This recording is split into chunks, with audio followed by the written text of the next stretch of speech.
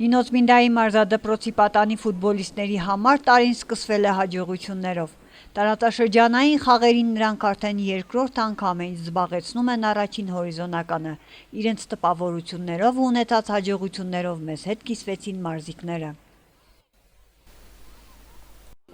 Մի քանի օր առաջ խաղացել ենք Ախալքալակի ստադիոնում ԱԽՑԽ-ի մի թիմերից մեկի դեմ։ Հաղթել ենք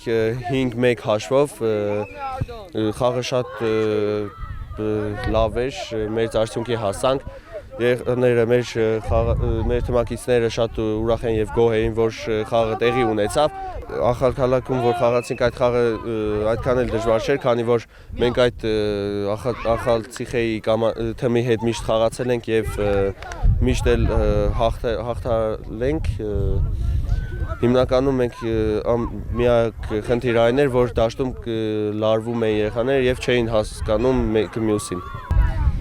Մենք ուրախ ենք, որ մեր սաղ խաղերը լավ են ստացվում։ Ես այս սեզոնի մեջ մի հատ գոլ եմ զարկել։